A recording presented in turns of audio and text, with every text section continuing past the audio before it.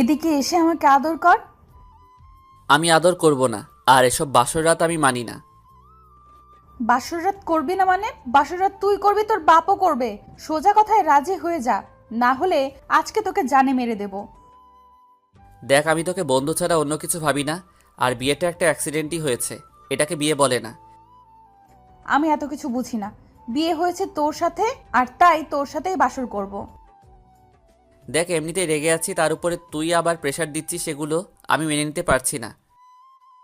আচ্ছা যা, আদর করতে হবে না। আমার বাসর ঘর নিয়ে যে স্বপ্নগুলো আছে সেগুলো পূরণ করে দে, তাহলেই হবে।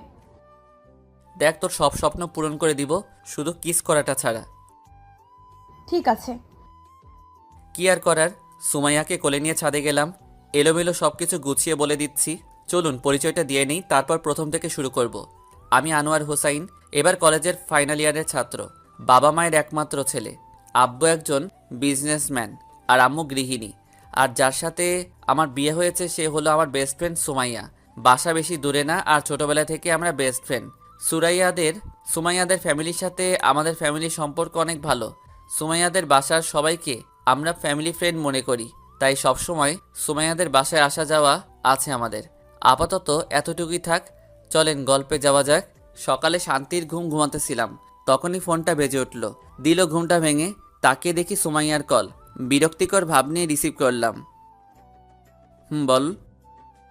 ওই, তোরে না বলেছিলাম আজকে তোকে একটা খুশির খবর দিব, তাই সকাল 7টায় পার্কে আসতে বলেছিলাম। এখন কোথায় তুই? ওহ নো, তাই তো ঘড়ির দিকে তাকিয়ে দেখে 8টা 10 বাজে। কি করি এখন? পরিস্থিতি সামলাতে বলে দিলাম। আরে এই তো বের হয়ে গেছি, 5 মিনিট লাগবে। তুই কি রাস্তায়? আসতেছি। বেশি না, 10 মিনিট লাগবে, আসতেছি। ও, তা কষ্ট করে একটু দরজাটার দিকে তাকালে ভালো হয় জনাব।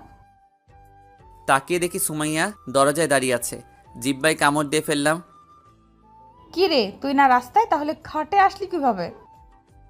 সরি, আসলে সজাগ পাইনি। ওকে, এসে যখন পড়েছি তখন বলেই যাই কথাটা। আমি আবার রিল্যাক্সে শুয়ে ঘুমানোর ট্রাই করতে লাগলাম। তখনই সুমাইয়া বলে উঠল, শোন, আমার বিয়ে ঠিক হয়ে গেছে। ঘুমের কারণে এত একটা কথাটার পাত্তা দিলাম না।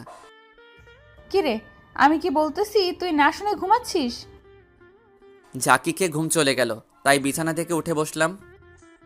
বল, কি বলবি? বলছি আমার বিয়ে ঠিক হয়ে গেছে। কি? হুম, আর মাত্র 15 দিন পর আমার বিয়ে, তাই তোকে বলতে আসলাম। যাক, আলহামদুলিল্লাহ। তা কার জীবনটাকে নষ্ট করতে যাচ্ছি শুনি একটু। মানে কি বললি তুই? না মানে ছেলেটাকে, যে তোকে জীবনসঙ্গী বানাতে চাই।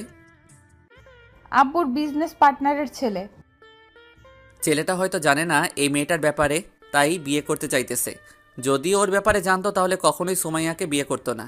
এসব ভাবনা বাদ দিয়ে সুমাইয়াকে একটু রাগাতে বললাম, তাই নাকি? যাক, আর মাত্র 15 দিন। হ্যাঁ। হুম, কিন্তু শান্তির নিঃশ্বাসটা ফেললি কেন? আমি চলে গেলে তুই খুশি হবি, তাই না? আরে না। তাহলে তুই শান্তির নিঃশ্বাসটা ফেললি কেন? আরে 15 দিন পর আমার কাঁধের পেতনি অন্য একজনের কাঁধে চলে যাবে, তাই শান্তির নিঃশ্বাসটা ফেললাম। তাকিয়ে দেখি সুমাইয়ার চোখগুলো লাল হয়ে এসেছে। এখনই আমাকে মারবে বলে মনে হইতেছে, তাই আগেই খেতার নিচে চলে যেতে লাগলাম।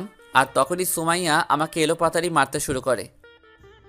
আরে ব্যথা পাচ্ছি তো, সরি, মজা করেছিলাম। কুত্তা, শয়তান, বান্দর, বিলাই, আমি পেতনি, তাই না?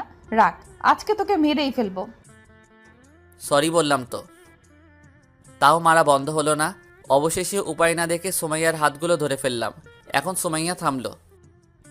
কি হলো, পেতনির মার খেতে মন চাইছে না? না। তা বিয়ে নিয়ে কোনো প্ল্যান আছে নাকি তোর?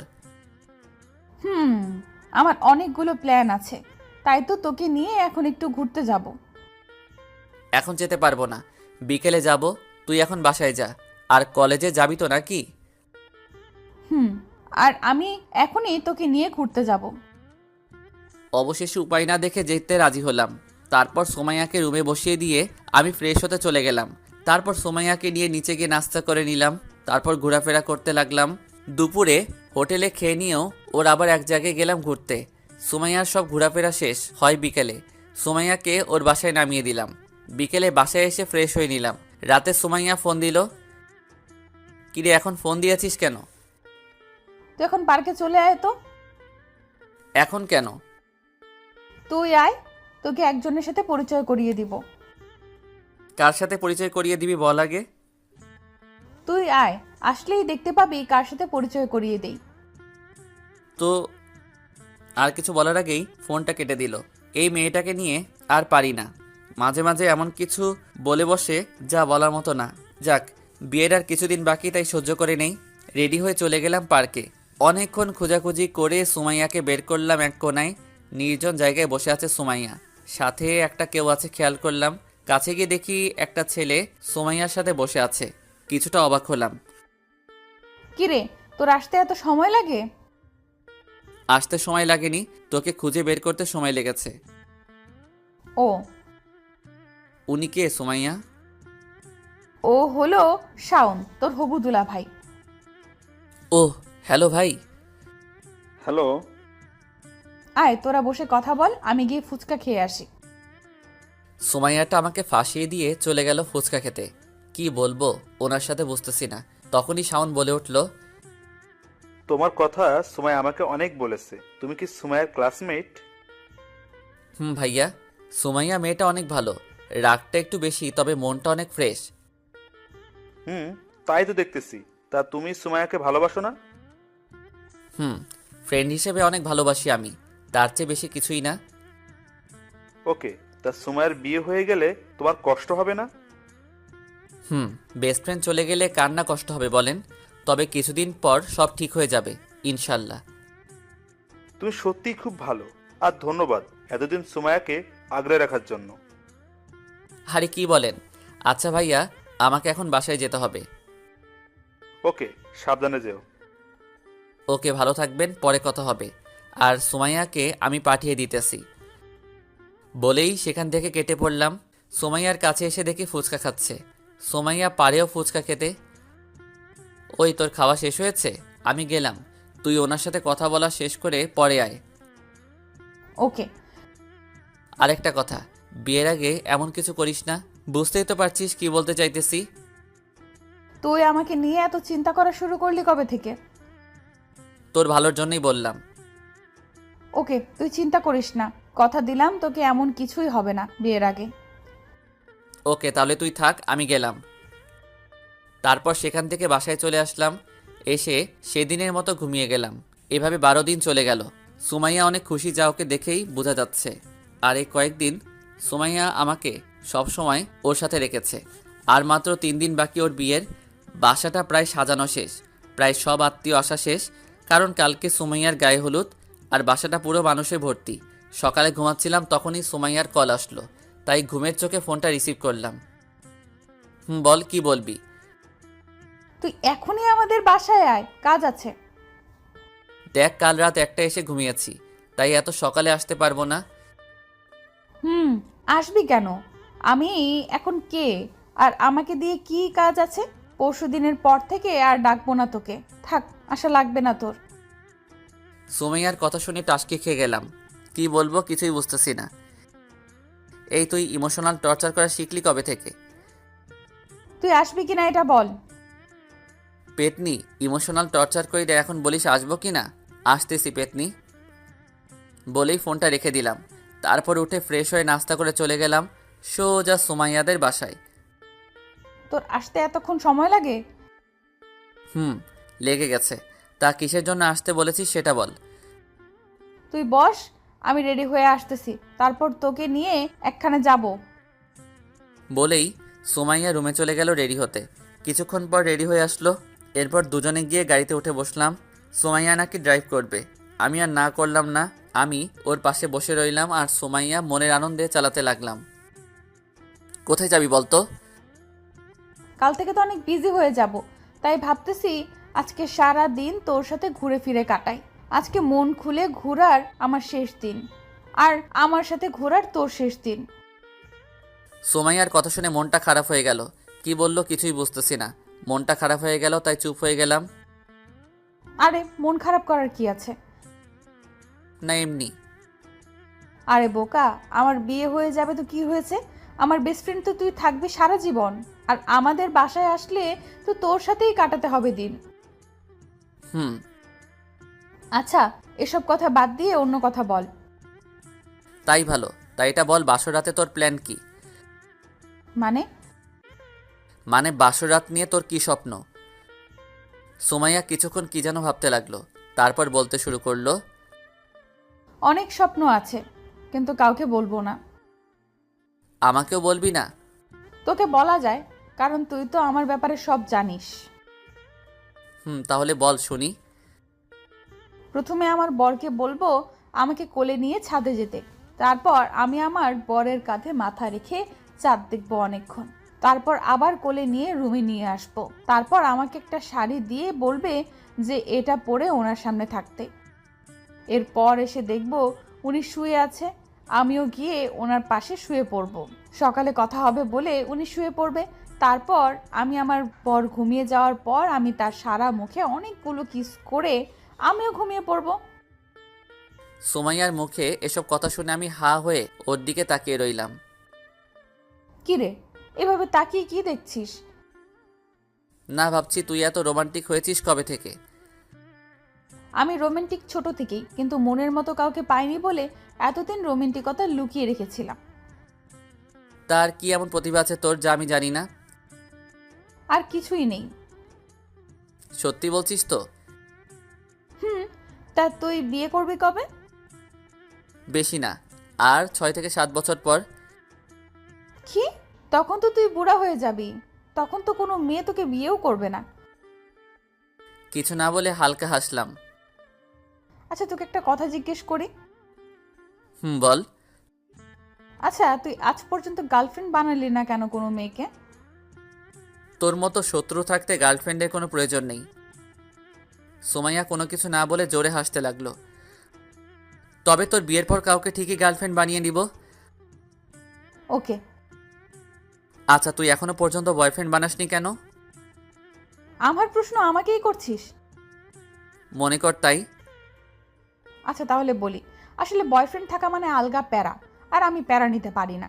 আর বয়ফ্রেন্ডের সাথে নিজের যা শেয়ার করতাম তা তোর সাথেই করতে পারি, তাই ওইসব বয়ফ্রেন্ডের প্রয়োজন পড়েনি। ও, তা বিয়ের পরে কি করবি ভাবছিস? বরকে নিয়ে হানিমুনে যাব। তারপর তো পরীক্ষা চলে আসবে, পরীক্ষা দিয়ে আবার অবসর সময়টা কাটাতে দেশের বাইরে থেকে ঘুরে এসে ভার্সিটিতে ভর্তি হয়ে যাব। ভালোই। তারপর সারাদিন ঘোরাফেরা করে সন্ধ্যায় সুমাইয়া আমাকে বাসার সামনে নামিয়ে দিয়ে গেল। আমি ভেতরে চলে যাচ্ছিলাম, তখনই সুমাইয়া আবার ডাক দেয়। আমি গাড়ির কাছে আসতেই বলল, কাল সকালে আন্টি আঙ্কেলকে নিয়ে আমাদের বাসায় চলে আসবি। না আসলে যে তোর অবস্থা আমি কি করব তা তুই ভাবতেও পারবি না। ওকে, যা তুই সকালে। আব্বু আম্মু নিজেরাই চলে যাবে, তুই চিন্তা করিস না। ওকে, থাক তুই, আমি গেলাম। তারপর বাসায় গিয়ে খাওয়া দাওয়া করে দিলাম এক ঘুম। সকালে আম্মুর ডাকে ঘুম ভাঙে। কিরে, সুমাইয়া ফোন দিতেছে, যাবি না তুই? তোমরা যাও, আমি একটু পরে আসতেছি। আম্মু আর কিছু না বলে চলে গেল। আমি আরও কিছুক্ষণ ঘুমিয়ে নিয়ে তারপর উঠে ফ্রেশ হয়ে চলে গেলাম সুমাইয়াদের বাসায়। গিয়ে সবার আগে সুমাইয়ার সাথে দেখা করলাম। আমাকে দেখেই রেগে লাল হয়ে গেল। তোর এতক্ষণে আসার কথা ছিল?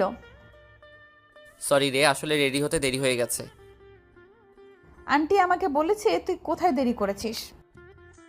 ও সরি। দুপুরেরটা ভালোই কেটে গেল। বিকেলে হালকা রেস্ট নিতে শুয়েছিলাম, তখনই খেয়াল করলাম আঙ্কেল মন খারাপ করে আব্বুকে কিছু বলতেছে। চেহারায় অনেক টেনশন আঙ্কেল আন্টির। তাই কি হয়েছে জানতে গেলাম ওনাদের কাছে। কি হয়েছে আঙ্কেল? না, কিছু না। কিছু তো একটা হয়েছে। আন্টি কি হয়েছে আপনি বলেন তো একটু। আসলে শাওনদের বাসা থেকে ফোন এসেছিল। ওরা বলেছে শাওন নাকি কোনো এক মেয়েকে নিয়ে বাসা থেকে পালিয়ে গেছে, তাই বিয়েটা হবে না। কি? হ্যাঁ বাবা। এখন এগুলো বললে কিভাবে হবে? সব আয়োজন করা শেষ, বাসায় সব মেহমানও চলে এসেছে। এখন বিয়ে হবে না বললে কিভাবে চলবে? মানুষের কাছে কিভাবে মুখ দেখাবো এটা ভাবছি। সবাই কি বলবে আমাদেরকে। পাশে তাকিয়ে দেখি আব্বু কি যেন ভাবতেছে আমার দিকে তাকিয়ে। তারপর বলে উঠল, হোসাইন, তুমি একটু ভিতরে যাও, আর কথাটা যেন সুমাইয়া বা কেউ জানতে না পারে, ঠিক আছে?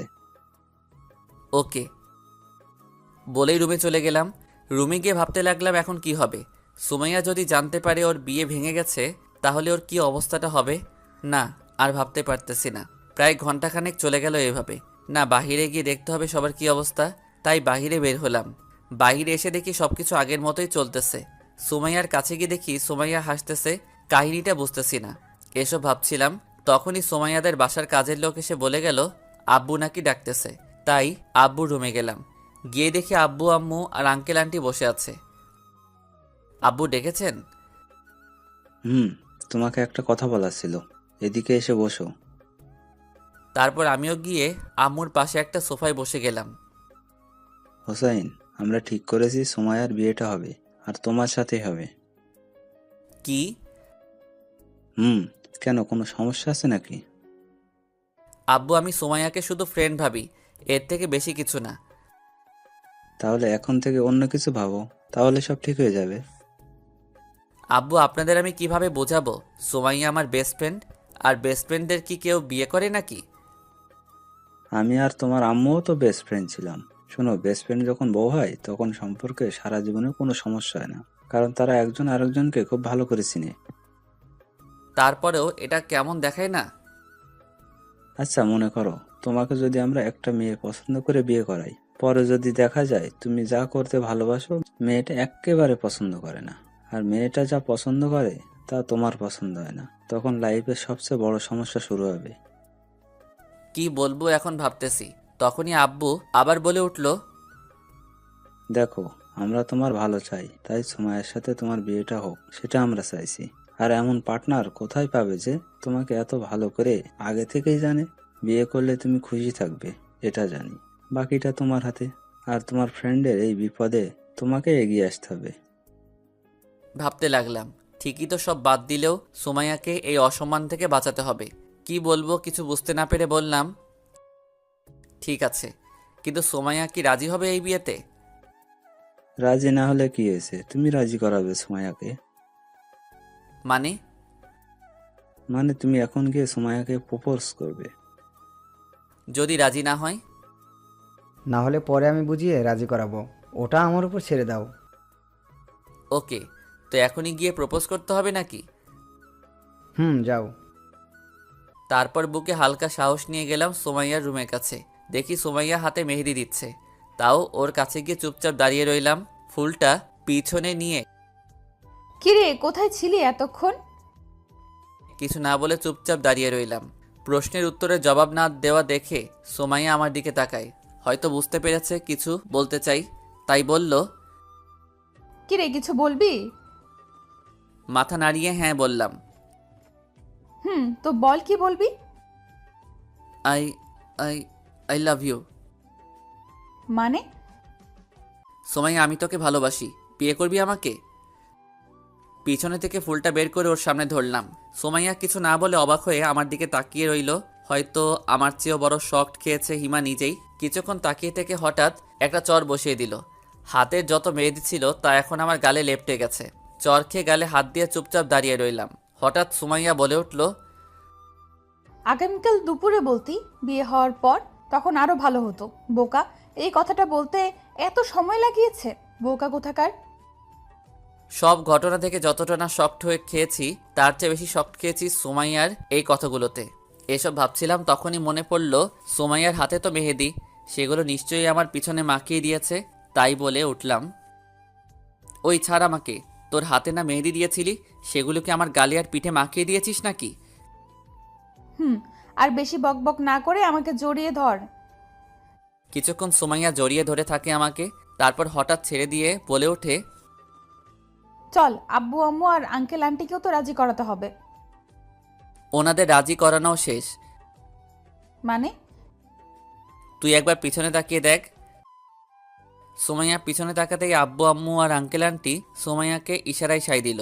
সুমাইয়া শরমে আবার আমার বুকে মুখ লুকালো। সন্ধ্যায় আব্বু আম্মু আর আমি বাসায় চলে আসি। রাতে যতটুকু পারি বিয়ের আয়োজন করি। এভাবে রাতটা কেটে যায়। বিকেলে আব্বু, আমি আর আরও কয়েকজন গেলাম সুমাইয়াদের বাসায়। রাতে বিয়ের সব কিছু শেষ হলে সুমাইয়াকে নিয়ে আমাদের বাসায় চলে আসি। ফ্রেশ হয়ে গিয়ে একটু ছাদে হাঁটাহাঁটি করি। 12টার দিকে আম্মু এসে রুমে যেতে বলে, তাই নিচে এসে রুমে চলে আসলাম। রুমে এসে দেখি সুমাইয়া রুমে নেই। বেলকনিতে গিয়ে দেখি সুমাইয়া দাঁড়িয়ে নিচে কি যেন দেখতেছে। আমার যাওয়ার আওয়াজ পেয়ে আমার দিকে তাকালো। কি রে, তুই এসে গেছিস? তা তুই এখানে কি করছিস? এমনি সবাই মিলে খাটে বসিয়ে দিয়ে গেছে। অনেকক্ষণ থাকার পর ভালো লাগছিল না, তাই এখানে দাঁড়িয়েছিলাম। ও আয়, রুমে আয়। সুমাইয়া আর আমি রুমে চলে আসি। একটা কথা বলতো, তুই কি আমাকে ভালোবাসিস? সুমাইয়ার মুখে এই কথা শুনে হালকা অপ্রস্তুত হয়ে গেলাম। হঠাৎ এমন কথা বলছিস কেন? তুই যখন আমাকে প্রপোজ করেছিলি তখন আমি তোর চোখে ভালোবাসা দেখিনি, তাই জিজ্ঞেস করলাম। আচ্ছা বলতো, তখন কেন বলেছিলি ভালোবাসিস? তোকে ভালোবাসি না এটা মনে করিস না, তবে ওই সময় বলেছি কারণটা হলো। তারপর গতকালে সব কিছু খুলে বললাম সুমাইয়াকে। সব শুনে সুমাইয়া চুপ হয়ে গেল। দেখ, বেস্ট ফ্রেন্ড হিসেবে আমি তোকে অনেক ভালোবাসি, কিন্তু তুই বউ হলে কি হবে না কেমন দেখাবে ওইটা নিয়ে কখনো ভাবিনি। আচ্ছা, বিয়েটা কি আমাকে বিপদ থেকে উদ্ধার করার জন্য করেছিলি? কিছুক্ষণ সুমাইয়া চুপ করে কি যেন ভাবলো, তারপর বলে উঠল, আচ্ছা, এসব কথা বাদ দিয়ে এই রাতটা উপভোগ করি, চল। মানে? এদিকে এসে আমাকে আদর কর। আমি আদর করব না, আর এসব বাসরাত আমি মানি না। বাসরাত করবি না মানে? বাসরাত তুই করবি, তোর বাপও করবে। সোজা কথায় রাজি হয়ে যা, না হলে আজকে তোকে জানে মেরে দেব। দেখ, আমি তোকে বন্ধু ছাড়া অন্য কিছু ভাবি না, আর বিয়েটা একটা অ্যাক্সিডেন্টই হয়েছে, এটাকে বিয়ে বলে না। আমি এত কিছু বুঝি না। বিয়ে হয়েছে তোর সাথে, আর তাই তোর সাথেই বাসর করব। দেখ, এমনিতেই রেগে আছি, তার উপরে তুই আবার প্রেশার দিচ্ছিস, এগুলো আমি মেনে নিতে পারছি না। আচ্ছা, যা, আদর করতে হবে না। আমার বাসর রাত নিয়ে যে স্বপ্নগুলো আছে সেগুলো পূরণ করে দে, তাহলেই হবে। দেখ, তোর সব স্বপ্ন পূরণ করে দিব, শুধু কিস করাটা ছাড়া। সোমাইয়া রাগি চোখে কিছুক্ষণ তাকিয়ে থেকে কি যেন ভাবতে লাগলো। ঠিক আছে। কি আর করার, তাই সুমাইয়াকে কোলে নিয়ে ছাদে গেলাম। গিয়ে সুমাইয়াকে বসিয়ে দিয়ে আমিও ওর পাশে বসে গেলাম। সুমাইয়া আমার কোলে মাথা রেখে আকাশের চাঁদ দেখতে লাগলো। কি দেখতেছিস ওই চাঁদে?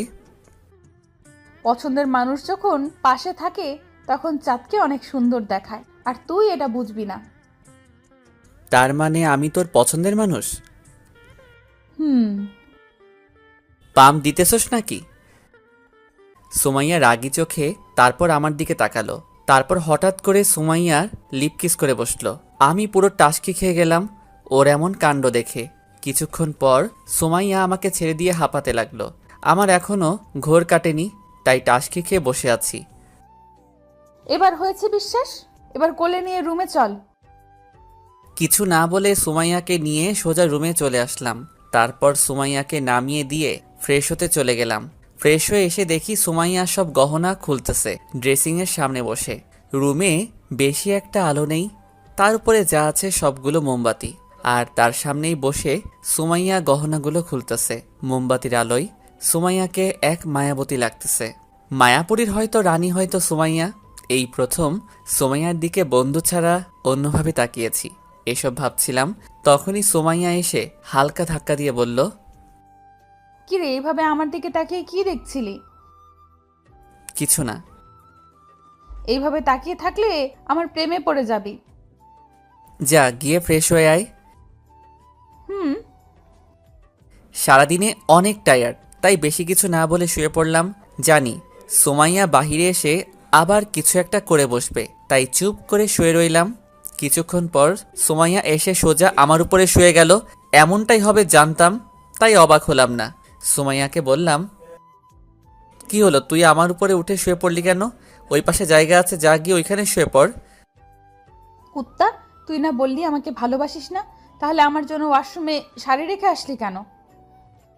তুই না বলেছিলি তোর বাসরাতের স্বপ্নের মধ্যেও এটাও একটা, তাই স্বামী হিসেবে পূরণ করে দিলাম।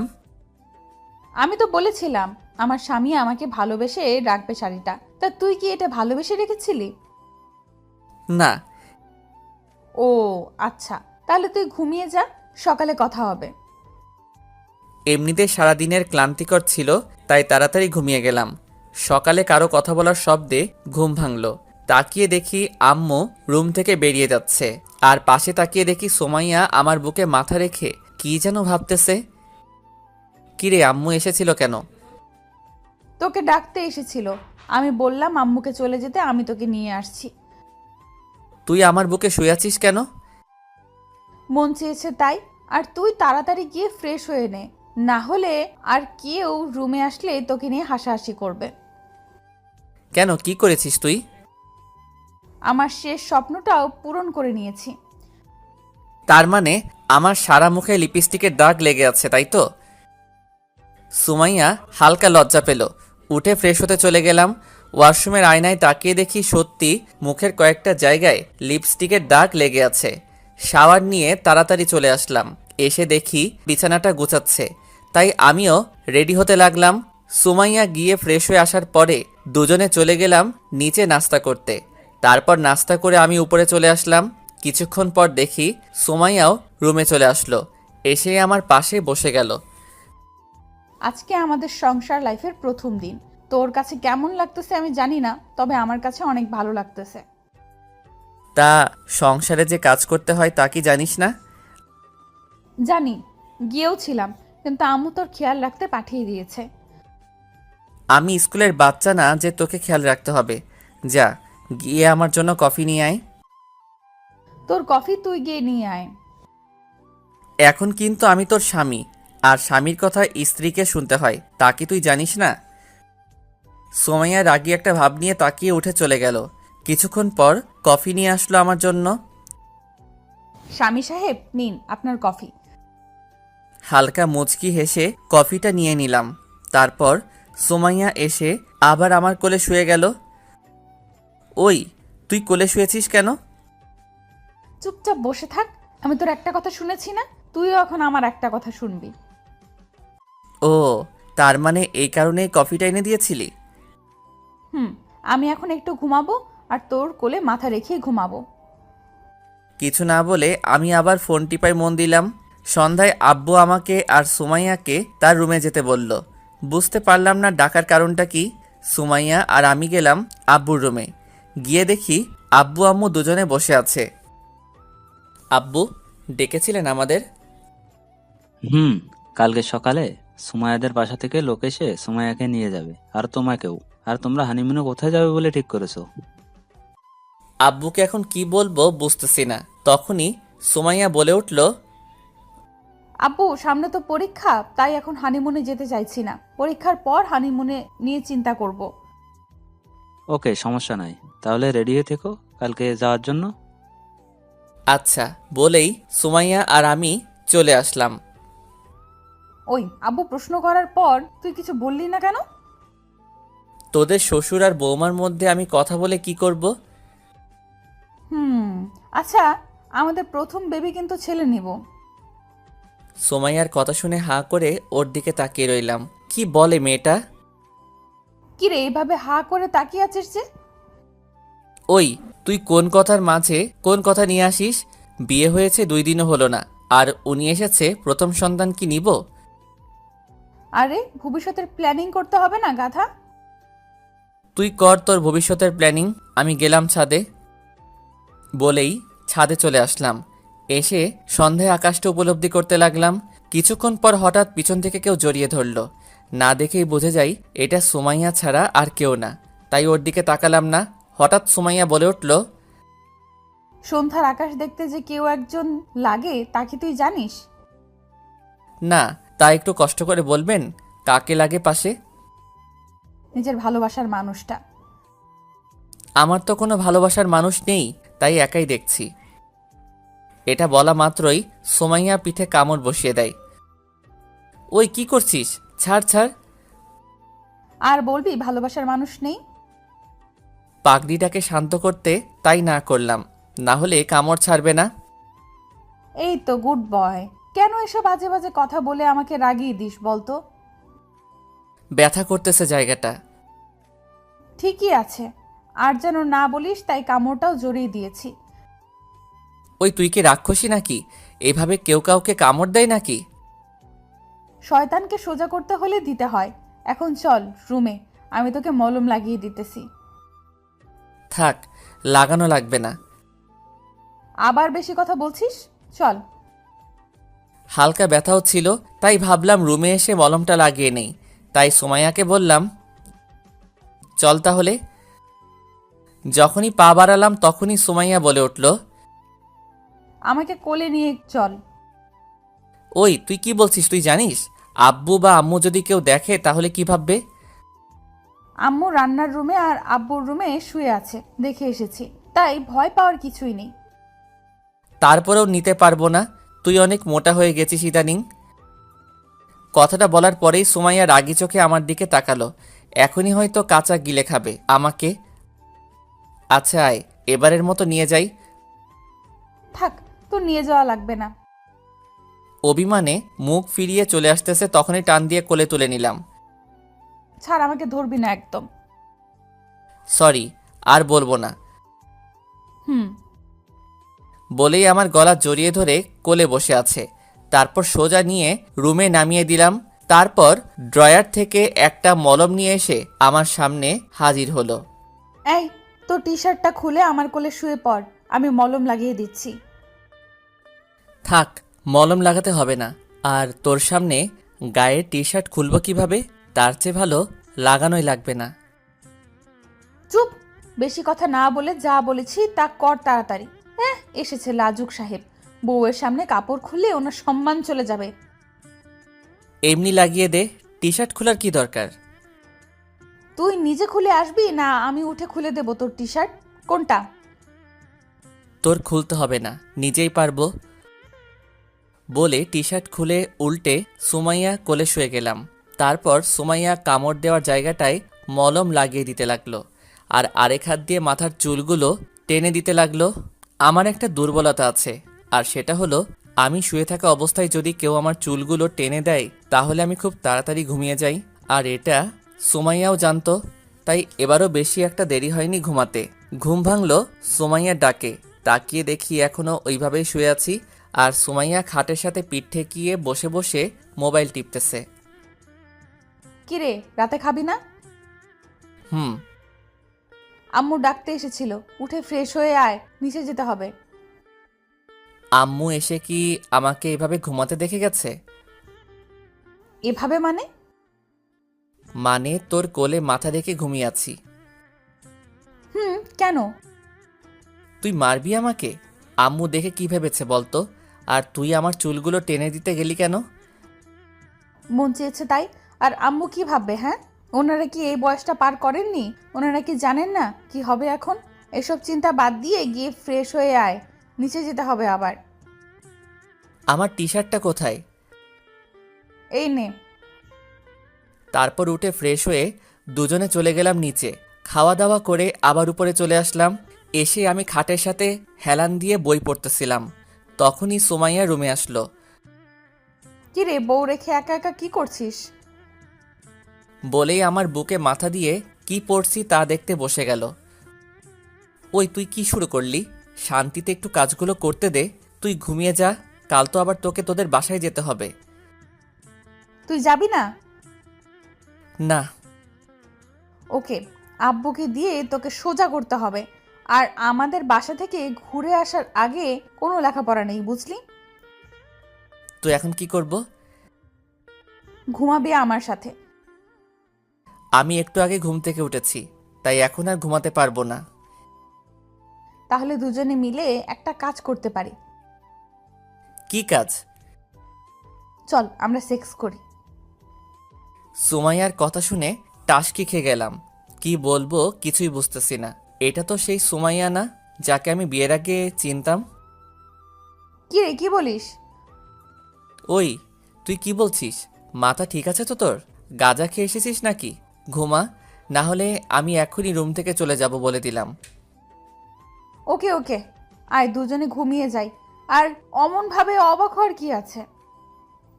তারপর সুমাইয়া আমাকে জড়িয়ে ধরে ঘুমিয়ে গেল। এভাবে কেটে গেল এক সপ্তাহ। বিয়ের সব ঝামেলা শেষ করে ফেললাম, কিন্তু দিন দিন সুমাইয়ার পাগলামি বাড়তেছে। সকালে রেডি হয়ে সুমাইয়াকে নিয়ে কলেজে গেলাম। সবার খোঁজ খবর নিয়ে আমি বসে বসে আড্ডা দিতেছিলাম। সুমাইয়া চলে গেল মেয়ে ফ্রেন্ডগুলোর সাথে আড্ডা দিতে। ক্লাস শুরু হওয়ার কিছুক্ষণ আগে তিশা আমার কাছে আসলো। তিশা হলো পুরো কলেজের ক্রাশ, সেই সূত্রে আমারও ক্রাশ। তিশা আমাকে ডাক দিয়ে নিয়ে যায় কি বলবে বলে। আমিও তিশাকে নিয়ে একটা গাছের নিচে গিয়ে দাঁড়ালাম। কি অবস্থা হোসেন? এতদিন কোথায় ছিলে? এতদিন বিয়ে নিয়ে একটু বিজি ছিলাম, তাই আসতে পারি নাই। তা বিয়ে করে ফেলেছ, আমাদের কাউকে তো দাওয়াতও দিলে না।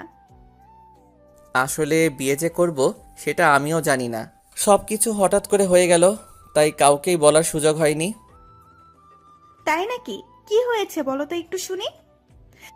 আসলে তারপর সব কিছু তিশাকে খুলে বললাম। যা হয়েছে তা ভালোই হয়েছে, কিন্তু একটা জিনিস খেয়াল করেছো হুসাইন তুমি? না, কি? সুমাইয়া সে কখন থেকে আমাদের লুকিয়ে লুকিয়ে দেখতেছে। তাই নাকি? তাহলে তো ম্যাডামকে একটা শিক্ষা দিতে হয়। কিভাবে? তুমি যদি কিছু মনে না করো তাহলে তোমার হাত ধরতে পারি? তাহলে সুমাইয়া দেখবে রেগে চলে গেছে। ওকে, বাট পরে আবার তোমাকে মারবে না তো? সুমাইয়া যেই রাগী। তোমাকে এসব নিয়ে চিন্তা করতে হবে না বলেই হালকা করে হাতটা ধরলাম। ব্যাস, তারপরেই নাকি সুমাইয়া রেগে সেখান থেকে চলে গেছে। বুঝলাম আজকে একটা কিছু হবে। আচ্ছা এখন বলো, আমাকে এখানে নিয়ে আসার কারণ কি? আসলে তোমার ফ্রেন্ড তৌফিকের নাম্বারটা লাগবে। ও, আমাকে না জানিয়ে এত দূরে চলে গেছো তোমরা? আরে তৌফিক তো এখনো জানেই না, আর তাই তো তোমার কাছ থেকে নাম্বারটা নিচ্ছি। ওকে, 017, আর কোনো হেল্প লাগলে বলবে, আমি আছি তোমাদের পাশে। ওকে। আচ্ছা চলো, ক্লাসের সময় হয়ে গেছে, এবার যাওয়া যাক। চলো। তারপর দুজনেই ক্লাসে চলে আসলাম, কিন্তু ক্লাসের কোথাও সুমাইয়াকে দেখতে পেলাম না। বুঝে গেলাম বাসায় চলে গেছে, তাই ক্লাস শেষ করে বিকেলে বাসায় চলে আসলাম। রুমে এসে দেখি সুমাইয়া ঘুমিয়ে আছে, চোখগুলো ফুলে আছে, মানে হয়তো পাগলিটা কান্না করেছে। এই মেয়েটার কবে যে আক্কেল হবে আল্লাহই জানে। ফ্রেশ হয়ে ওয়াশরুম থেকে বেরোতেই গালে একটা চর বসিয়ে দিল। তাকিয়ে দেখি সুমাইয়ার লাল চোখে তাকিয়ে আছে আমার দিকে। ওই, তোকে কাল রাতে সেক্সের কথা বলায় এমন ভাব নিচ্ছিলি যে তুই কিছুই বুঝিস না, আর আজকে কলেজে গিয়ে লুচ্চামি শুরু করে দিলি। তুই গাছের পিছনে লুকিয়ে কথা শুনছিলি কেন, ওইটা বল। তোরা আমাকে দেখেছিলি? হুম, আর তোকে দেখেই একটু অ্যাক্টিং করেছি। আর স্বামীকে সন্দেহ করাটা বন্ধ কর পেতনি। এগুলো আগে বলিসনি কেন? তাহলে তো থাপ্পড়টা খেতে হতো না। সর এখান থেকে।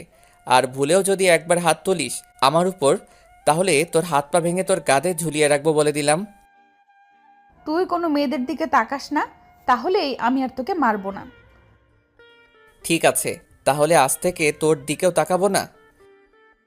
আমার দিকে না তাকালে মিনিটে 10টা থাপ্পড় খাবি বলে দিলাম। তুই না বললি কোনো মেয়ের দিকে না তাকাতে, তাহলে আবার তোর দিকে কিভাবে তাকাবো? নাকি তুই পুরুষ, কোনটা?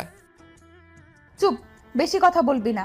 আমি ছাড়া আর কোনো মেয়ের দিকে সহজে তাকাবি না, আর তাকালে থাপ্পড়ের কথাটা মনে করিস। মনে থাকবে না? আর সর সামনে থেকে। না হুসাইন, এই সন্ধ্যায় একটু আদর করো না আমাকে। আমাকে মেরেছিস মনে নেই? তোকে আদর তো দূর, আমার কাছেও আজ থেকে আসতে দিব না। এক সময় তো ঠিকই করবি, আমাকে ছাড়া আদর করবি কাকে আর? কেন, তিশা আছে না? বলেই রুম থেকে বেরিয়ে নিচে চলে আসলাম, আর পিছন থেকে রাগে জ্বলে পুড়ে শেষ হয়ে যাচ্ছিল। রাতে খাওয়া দাওয়া করে চলে আসলাম রুমে। সুমাইয়া রেগে আছে, তাই ও আসার আগেই ঘুমের ভান ধরে পড়ে রইলাম। কিছুক্ষণ পর সুমাইয়া এসে কিছু না বলে চুপচাপ আমার বুকে মাথা দিয়ে ঘুমিয়ে গেল। এভাবে কেটে গেল 2 মাস।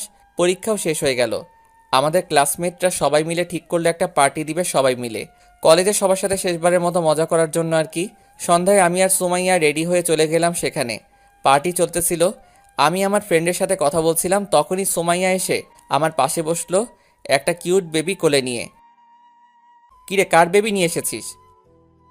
আমারই একটা ফ্রেন্ডের মেয়ে, দেখ কত কিউট বেবিটা। তা তুই বেবিটাকে নিয়ে ঘুরতেছিস কেন? আমার অনেক পছন্দ হয়েছে বেবিটা, তাই নিয়ে রেখেছি। তুই এখনো সেই পিচ্চিই রয়ে গেলি। কিছু না বলে সুমাইয়া আবার চলে গেল। পার্টি শেষ করে বাসায় আসার সময় দেখি সুমাইয়া মন খারাপ করে বসে আছে। কিছু না বলে বাসায় চলে আসলাম। রুমে এসে ফ্রেশ হয়ে এসে দেখি সুমাইয়া এখনো মন খারাপ করে বসে আছে। তাই জিজ্ঞেস করলাম, কি রে, এভাবে মন খারাপ করে বসে আছিস কেন? বেবিটা কত কিউট তাই না? জানিস বেবিটাকে ছেড়ে আসতে মন চায়নি। তো অন্যার মেয়েকে নিয়ে আসবি কিভাবে? তাও ঠিক। আচ্ছা, আমার একটা বেবি লাগবে, আর আজকেই তুই আমাকে দিবি। মানে এত রাতে বেবি পাবো কোথায় থেকে? কুত্তা, আমি তোকে বলতেছি আমি মা হব, আর তুই সেটাতে আমাকে হেল্প করবি। ওই তোর বয়স কত যে তুই মা হবি, পিচ্চি মেয়ে একটা? ওই, বেশি কথা না বলে আমাকে হেল্প করবি কিনা বল। না, বয়স হোক তোর, তখন মা হইস। দেখ, শেষবারের মতো বলছি, দিবি কিনা বল, না হলে আমি এক্ষুনি আমাদের বাসায় চলে যাব। চলে যা, তারপরে আমি রাজি না। আর তুই তো ভার্সিটিতে উঠবি কয়েকদিন পর, এখন এসব চিন্তা বাদ দিয়ে ঘুমা। সোমাইয়া আর কিছু না বলে ওর ব্যাগ গোছাতে লাগলো। আমি ওর পাগলামিগুলো দেখতে লাগলাম। ওই বেবিটা দেখার পর কি যে হলো ওর আল্লাহ জানে। মা হতে উঠে পড়ে লেগেছে। এসব ভাবছিলাম, তখনই দেখি ওর ব্যাগ গোছানো শেষ। যখনই রুমের দরজা খুলতে যাবে তখনই ওর হাতটা ধরে ফেললাম। ওকে বেরোতে দেওয়া যাবে না। সুমাইয়া, কি হয়েছে তোর? এরকম করছিস কেন? তুই মাত্র কলেজ লাইফ শেষ করেছিস, এখনই বেবি নিয়ে কি করবি তুই? আমার একটা বেবি লাগবে, তুই দিবি কিনা বল, না হলে ছাড় আমাকে, আমি এক্ষুনি চলে যাব। মা হওয়া এত সোজা না, আরও একবার ভেবে দেখ, পরে আমাকে বলতে পারবি না বলে দিলাম। সুমাইয়া অবাক হয়ে আমার দিকে তাকায়, তারপর ওর হাতের ব্যাগটা ফেলে দিয়ে এক লাফে আমার কোলে উঠে যায়। তারপর আর কিছু বলার আগে আমার ঠোঁটগুলো নিজের ঠোঁট দিয়ে বন্ধ করে দিল। 2 বছর পর কেটে গেল আমাদের সংসারের, আর ছোট একটা বেবিও আছে আমাদের। আজকে সুমাইয়া ভার্সিটিতে যায়নি, তাই বিকেলে ভার্সিটি থেকে ফিরে এসে দেখি সুমাইয়া রুমে একা বসে আছে। কি রে, তুই একা বসে আছিস? বাবু কই? বাবুকে আম্মুর কাছে দিয়ে এসেছি সামলাতে। কেন? আম্মু আমাদের বাবুকে সামলাবে, আর আমি আম্মুর বাবুকে সামলাবো। কোনটা বলিস? তোর মতলবটা ভালো লাগতেছে না। ভালো লাগা লাগবে না। বলেই ধাক্কা মেরে খাটে ফেলে দেয়। তারপর আর কি, চলতে লাগলো আমাদের প্রেম কাহিনী। দোয়া করবেন সবাই, আমরা যেন সুখে শান্তিতে দিন কাটাতে পারি। ভালো থাকবেন সবাই। আল্লাহ হাফেজ।